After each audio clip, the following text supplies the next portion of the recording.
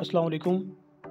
ये 10 मरला पे मुश्तमिल एक मकान है जिसमें तकरीबन 5 कमरे हैं, किचन, बाथ और 4 दीवारी इसकी लगी हुई है।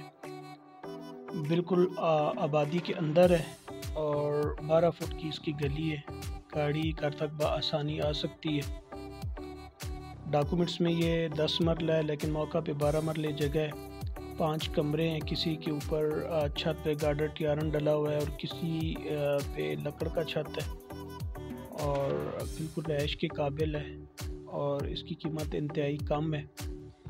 ये दिए हुए नंबर है, इस पे आप रब्ता कीजिए और विज़िट कीजिए।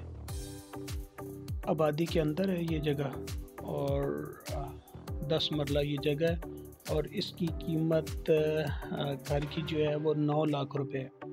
9 लाख रुपए में ये घर मिलेगा और अटक की तहसील जांड का मौज़ा बसाल है जिसके अंदर ये जगह मौजूद है। इसके 5 कमरे हैं, पानी बिजली वगैरह मौजूद है।